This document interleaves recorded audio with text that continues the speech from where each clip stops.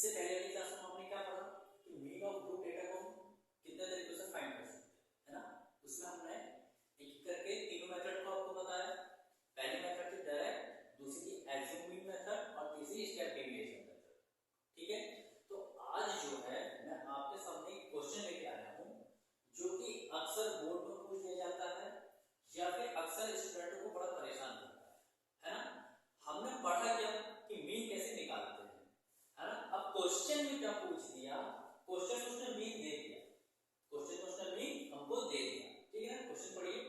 If the mean of the following frequency distribution is 54, यानी ये जो फॉलोइंग डिस्ट्रीब्यूशन है इसका जो मीन है वो 54 जो ऑलरेडी गिवन है। Find the value of P. अभी पी क्या है भाई, अभी जो पी है ये है हमारी फ्रीक्वेंसी, है ना। देखिए फ्रीक्वेंसी वाले कॉलम में मिल रहा है आपको, फ्रीक्वेंसी के टेबल में पी। अब बच्चे बड़ा परेशान, है ना, स्टूडेंट परेशान हो जाते हैं, कहते हैं सर ने तो हमको जो है नॉर्मल चीज पढ़ाई कि डायरेक्ट एज्यूमिंग मेथड होता है और स्टेप डिवीजन मेथड होता है, फॉर्मूला दीजिए, वैल्यू फाइंड करिए, फॉर्मूले में रखिए, आंसर आ गया, है ना। और इसने पूछ दिया फ्रीक्वेंसी। अब क्या किया जाए, तो बच्चों घबराना नहीं, जो फॉर्मूले पहले हमने पढ़े हैं यूज उन्हीं का होना है, ठीक है ना। हाँ, ये बस परेशान करने के तरीके होते हैं कि चलो ठीक है कि अगर तुमको ये क्वेश्चन आ गया है तो अब इसको लगाओ, है ना, तो वही चीज है। चलिए आइए देखते हैं इसको कैसे करेंगे। तो सबसे पहले हमने क्वेश्चन देख लिया क्या है। क्वेश्चन में हमको गिवन क्या है बच्चा, मीन गिवन है, ठीक है। अगर मीन गिवन है और हमारे पास जो फ्रीक्वेंसी डिस्ट्रीब्यूशन है उसके अंदर एक अननोन है वो है पी, वो आपको x दे सकता है, y दे सकता है, कोई भी दे सकता है, ठीक है ना। कंपल्सरी नहीं है कि यहाँ पर केवल p लिखा होगा तभी आपको ये अप्रोच करना है। x दे सकता है, y दे सकता है, ठीक है। मेन कॉन्सेप्ट क्या है कि कोई भी एक फ्रीक्वेंसी गायब हो सकती है, उस फ्रीक्वेंसी की वैल्यू पूछ सकता है। चलिए अब हमको गिवन है मीन, तो हम क्या करते हैं अपने अपने तरीके से मीन को फाइंड आउट करते हैं। पहले मीन को फाइंड आउट करते हैं। अब ये है कि मीन की तीन मेथड होती है, कौन सी मेथड लगाई जाए, है ना। अब जब आपको तीनों मेथड आ चुकी हैं तो आप किसी भी मेथड को लगा सकते हैं, बट इसमें हम लोग डायरेक्ट मेथड का यूज करेंगे क्योंकि डेटा बहुत ज्यादा लंबा नहीं है। जब डेटा बहुत बड़ा होता है तब हम एज्यूमिंग मेथड या फिर स्टेप डिवीजन मेथड का यूज करते हैं, ठीक है। चलिए तो सबसे पहले क्या करते हैं बच्चों, 90% काम खत्म, यानी ये जब टेबल फिल हो जाएगी तो 90% काम खत्म, ठीक। अब यहाँ पे तो हमारे पास दो कॉलम ब्लैंक दिख रहे हैं आपको। पहला कॉलम है हमारा क्लास मार्क का, क्या होता है क्लास मार्क। अब क्लास मार्क आप लोग को पता है क्या बोलते हैं हम लोग, xi, और कैसे निकलता है, lower limit plus upper limit upon 2। तो लोअर लिमिट है यहाँ पे 0, अपर लिमिट है यहाँ पे 20, 0 प्लस 20 20 अपॉन 2 करेंगे तो कितना आ जाएगा 10। क्लियर। अब इससे पहले वाली क्लास में मैंने आपको क्या बताया था कि अगर एक बार अगर आपने ये xi की वैल्यू निकाल ली, फिर उसका आप गैप देख लीजिए कितने का गैप चल रहा है, फटाफट उस गैप को ऐड करते जाइए और ये कॉलम फिल कर दीजिए। अब 0 से 20 20 का गैप है, 20 से 40 20 का गैप है, यानी h की वैल्यू निकाल लीजिए, इसमें 20 है। अब हम क्या करेंगे 10 में 20 ऐड कर दो, कितना आया 30, फिर कितना आया 50, फिर कितना आया 70, फिर कितना आया 90। दीजिए आ गया क्लास मार्क हमारा, है ना। 2 मिनट में कितनी देर लगी, 1 मिनट भी नहीं लगा, है 1 मिनट से भी कम लगा, ठीक। अब देखिए क्लास मार्क आ गया, fi आ गया, xi आ गया। अब जैसा कि मैंने कहा इस क्वेश्चन पे मैं डायरेक्ट मेथड यूज करने वाला हूं मीन फाइंड करने के लिए। मीन ही क्यों फाइंड कर रहा हूं, क्योंकि मुझे मीन की वैल्यू ही दी, ठीक है। तो फॉर्मूला पहले लिख लेते हैं, mean equal to x bar equal to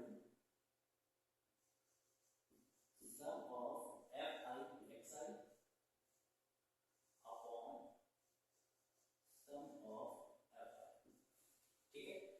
अब जैसे कि फॉर्मूले में आपको दिख रहा है कि sum of fi and xi लिखा हुआ, तो हमको fi और xi की वैल्यू भी चाहिए होगी, यानी इनका प्रोडक्ट। अब फ्रीक्वेंसी वाला कॉलम ये रहा और क्लास मार्क यानी xi वाला कॉलम ये रहा, इन दोनों का अगर प्रोडक्ट निकालना है तो इस कॉलम में हम क्या लिख देंगे यहाँ पे fi एंड xi, इन दोनों को मल्टीप्लाई करिए और यहाँ लिख दीजिए, 7 इंटू 10 कितना हो जाएगा 70। अब यहाँ देखिए यहाँ पर तो p है और इंटू 30 है। अब ये एक वेरिएबल है तो जब ये 30 से मल्टीप्लाई होगा तो एज इट इज आ जाएगा 30p।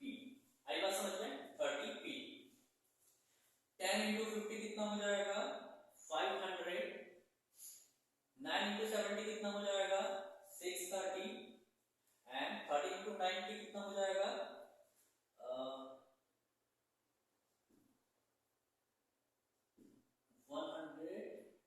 1170। ठीक है ओके। अब हमारे पास एक पूरी की पूरी टेबल बनके तैयार हो गई। इसका मतलब 90% काम खत्म हो गया। चलिए अब इस फॉर्मूले में इस वैल्यूज को रखते हैं। अब आप कहेंगे सर ये आप क्या करा रहे हैं, जब हमको ऑलरेडी मीन गिवन है तो इस फॉर्मूले में वैल्यू रखने का क्या फायदा। बच्चों फायदा है, जब आप इसमें इन सब की वैल्यू रखेंगे तो आप इनकी वैल्यूज को सॉल्व करके कितना आना चाहिए 54 आना चाहिए, क्योंकि ऑलरेडी हमको इसका मीन गिवन है। तो हम क्या करेंगे इस मीन की जगह पे 54 पुट कर देंगे और इसको कंपेयर कर देंगे। ठीक है चलिए तो स्टार्ट करते हैं। तो सबसे पहले हमको fi xi की वैल्यू चाहिए होगी, यानी कि सम ऑफ fi xi। तो इस कॉलम को हम क्या कर लेंगे ऐड कर लेंगे। ऐड करने से पहले क्या काम करना है ये ध्यान रखना है। यहाँ पर तो जो वेरिएबल का मैंने रेड मार्क किया है ना सर्कल, आप भी क्या काम करेंगे, यहाँ भी हमारे पास एक वेरिएबल आया है इसको सर्कल करना। ठीक है सर्कल करने के बाद जब आप इसको ऐड करेंगे, जब आप इसको ऐड करेंगे तो जहां सर्कल है इसको छोड़ देना है, इसको ऐड नहीं करना है। ठीक है अब इसके अलावा जितनी भी वैल्यूज आपके सामने है उन सबको ऐड कर दीजिए। चलिए तो ऐड कर लेते हैं। 70 एंड 630 आ जाएगा आपका 700 और 705 500 ऐड करेंगे 1200 में है ना। 1200 में रफर यहाँ कर लेते हैं हम लोग। अगर आप 1200 में 1170 को ऐड करते हैं तो आपका जाता है 0 7 3 एंड 2।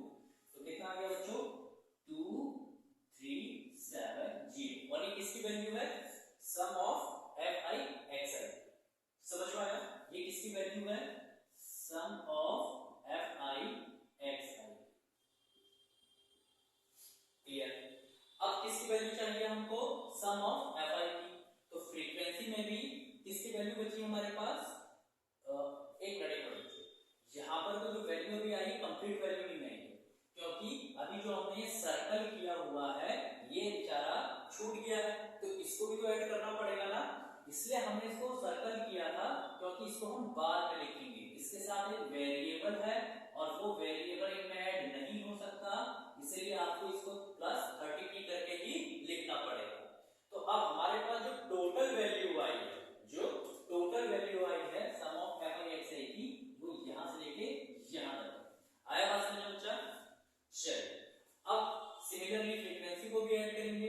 तो जो सर्कल है यानी वेरिएबल है p इसको छोड़ देना है, बाकी सबको ऐड कर लेना है।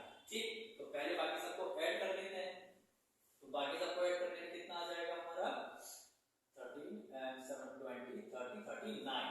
तो कितना आया तो सम ऑफ इसको यहां लिखिए। ठीक है सम ऑफ fi जो आया हमारा कितना आया सम ऑफ fi है हमारा 39। एंड देखिए अब ये p बचा है ना, इसको सर्कल में करके रखा हुआ था हमने, इसको सर्कल में करके रखा हुआ था तो ये अब आगे आके इसमें ऐड हो जाएगा यानी प्लस p। अब ये पूरी वैल्यू हमारी क्या हो गई फ्रीक्वेंसी का सम, पूरी वैल्यू 39 प्लस p। चलिए अब हमारे पास जितनी वैल्यू हमको चाहिए थी वो सारी वैल्यू मिल गई। अब हमको क्या करना है बस इस फॉर्मूले में इस वैल्यूज को पुट करना है। सो यहां आपको सॉल्व करके दिखाते हैं आगे। ठीक है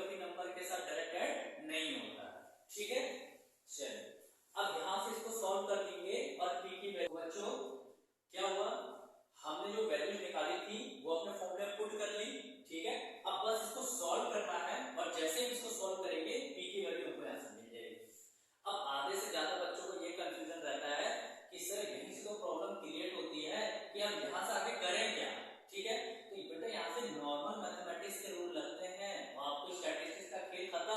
स्टैटिस्टिक्स से जो आपको चाहिए था वो आपको मिल गया। अब आपको नॉर्मल मैथमेटिक्स यूज करनी है, यानी अब p की वैल्यू निकालनी है। तो जो अलजेब्रिक एक्सप्रेशन हम लोग पढ़ा करते थे, अब उस पे आ जाओ आप। क्लास 8 7 में जो अलजेब्रिक एक्सप्रेशन सॉल्व किया करते थे, है ना, एक वेरिएबल की वैल्यू सॉल्व करनी है, तो बस आपको एक वेरिएबल की वैल्यू सॉल्व करनी है, उसकी वैल्यू निकालनी है। अब क्या करेंगे, देखिए ये 39 प्लस p पूरा का पूरा अपॉन में है, यानी डिवाइड में है। जब ये पूरा का पूरा इक्वल टू के इस तरफ शिफ्ट होगा तो हमारा क्या क्या हो जाएगा, मल्टीप्लाई हो जाएगा, ठीक है ना।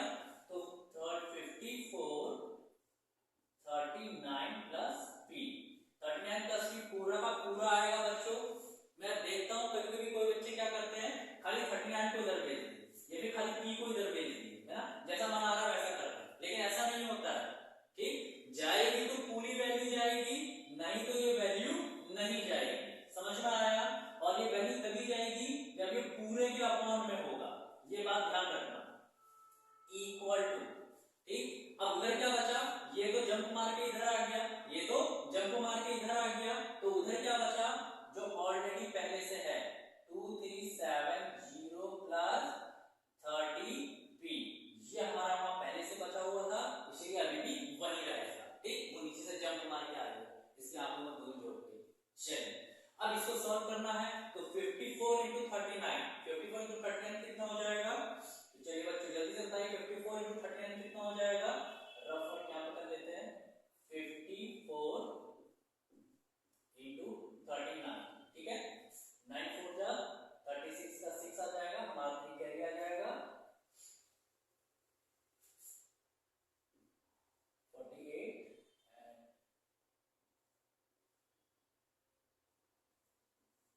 6 8 to 10 का 0 2106 हमको मिला 2106, उसके बाद प्लस 54p इक्वल टू, ठीक है।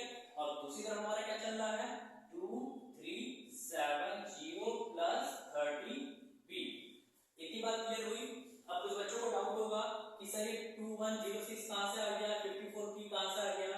तो बच्चों कई बार आप लोग को बताया है कि जब ब्रैकेट के बाहर वैल्यू होती है और ब्रैकेट के अंदर जो वैल्यूज होती है, तो ब्रैकेट के अंदर जितनी वैल्यूज होगी बाहर वाले से उन सब में मल्टीप्लाई करना होता है, ठीक है ना। तो 54 हमारा 39 में मल्टीप्लाई होगा तो हमको 2106 मिलेगा, और 54 जब p से मल्टीप्लाई होगा तो वेरिएबल होने के कारण कितना मिलेगा, 54p मिलेगा। इतनी बात समझ में आई। चलिए अब आगे सॉल्व करने के लिए क्या करना होता है, तो जो वेरिएबल्स वाला टर्म है, जो वेरिएबल्स वाला टर्म है, इनको एक साथ ले लेना है, यानी या तो इनको लेफ्ट हैंड साइड कर लीजिए या राइट हैंड साइड कर लीजिए, और जो विदाउट इसके जो विदाउट वेरिएबल के टर्म है उनको एक साइड कर लेना है। तो चलिए मैं 30p को इधर ले आता हूं और 2106 को उधर लेके जाता हूं। तो 54 तो पहले से ही यहां है, 54p माइनस का क्या हो जाएगा, 30p इक्वल टू 2370 पहले से ही वहां है, इसको मैं उधर लेके गया तो ये माइनस में हो जाएगा 2106। बात आई समझ में, ठीक है ना। कुछ नहीं करना है, जो वेरिएबल वाले टर्म है उनको एक साथ ले लेना है, और जो वेरिएबल के साथ नहीं है उनको एक साथ ले लेना है। अब जब ये इसको छोड़ के जंप मार के इधर आएगा तो जरूर कुछ ना कुछ निशानी पाएगा, है ना। तो जब जंप मार के इधर आया तो इसका क्या हुआ, ये प्लस का साइन माइनस में हो गया, क्लियर। और जब ये भाई जंप मार के उधर गए तो ये भाई भी क्या हो गए, माइनस में हो गए। बस समझ में आई, ठीक है। अब 54p माइनस 30p कितना मिल जाएगा हमको, 24p इक्वल टू 2370 से 2106 माइनस करिए कितना आ जाएगा, 2370 से 2106 माइनस करिए, 10 6 ये कितना आया 4, और यहाँ बचा हमारे पास 6, ये आया हमारे पास 2, तो 264। अब यहाँ से अगर हमको p की वैल्यू निकालनी है तो p को हमें अकेला रखना होगा, ठीक है ना। इस p को हमें अकेला रखना होगा, यानी इस p के साथ इस 24 की जो बॉन्डिंग है इसको भी तोड़ दो, है ना। पी ने इसको भी बोला कि चल तू भी निकल, जब सब इधर उधर जंप मार रहे हैं तो तू भी जंप मार के चला जा। तो अब जब ये भाई साहब जंप मार के जाएंगे तो ये पी के साथ किसके रिलेशन पे है, मल्टीप्लाई के, है ना, क्लोज बॉन्डिंग मल्टीप्लाई के रिलेशन पे थे। जब उधर जाएंगे तो क्या हो जाएंगे, डिवाइड में आ जाएंगे, है ना। तो P इक्वल टू 264 अपॉन 24, तो P की वैल्यू कितनी आ जाएगी 24 से 264 को डिवाइड करिए, 24 बन जा 24 और 2 आएगा हमारा, फिर 4 आएगा तो 24 बन जा 24, यानी P की वैल्यू आ गई बच्चा 11। आई बात समझ में, P की फाइनल वैल्यू क्या मिल गई हमको 11। तो एक बार फिर से समझते हैं हमने किया क्या, ठीक। हमारे पास जो क्वेश्चन था उसमें मीन की वैल्यू ऑलरेडी हमको गिवन थी, ठीक, और फ्रीक्वेंसी की वैल्यू हमको फाइंड आउट करनी थी। जब मीन की वैल्यू ही गिवन थी तो हमने क्या किया कि हमने मीन को ही फाइंड करना शुरू कर दिया। अब मीन के हमें 3 मेथड पता है, तो जिसको जो मेथड इजी लगती है उस मेथड से वो यूज कर सकता है। मैंने इस क्वेश्चन पे डायरेक्ट मेथड का यूज किया है, ठीक। आप चाहो तो एज्यूमिंग मेथड का यूज कर सकते हो, आप चाहो तो स्टेप डिवीजन मेथड का यूज कर सकते हो, आपके ऊपर। चलिए, जब हमने डायरेक्ट मेथड का यूज किया तो फॉर्मूले में जो वैल्यू चाहिए होती है वो इस टेबल से मैंने निकाल ली, ठीक। उसके बाद जब मेरे को ऑलरेडी मीन गिवन था तो जब मैं फॉर्मूले में वैल्यू पुट कर रहा था तो मैंने मीन की वैल्यू भी पुट कर ली, ठीक है ना। इससे पहले हम क्या करते थे, जब मीन फाइंड करना रहता था तो हम मीन की जगह पे कोई वैल्यू कोई वैल्यू पुट नहीं करते थे क्योंकि मीन तो फाइंड करना था। अब यहाँ पर तो मीन ऑलरेडी गिवन है तो मैंने क्या किया, मीन की जगह पे मीन की वैल्यू पुट कर दी और बाकी वैल्यूज को मैंने इस टेबल से फाइंड किया था तो उनको वहां पुट कर दी। अब यहाँ के बाद स्टैटिस्टिक्स का काम खत्म। अब आपका कहाँ का काम शुरू होता है, अलजेब्रिक एक्सप्रेशन को जैसे हम सॉल्व करते हैं बस वैसे ही आपको सॉल्व करना है और अपने वेरिएबल्स की वैल्यू निकाल लेनी। वेरिएबल इसलिए बोल रहा हूँ क्योंकि इस क्वेश्चन पे आपको P दिया है, हो सकता है कि जब आपके एग्जाम में क्वेश्चन है उसमें X दे दे, उसमें Y दे दे, सबके लिए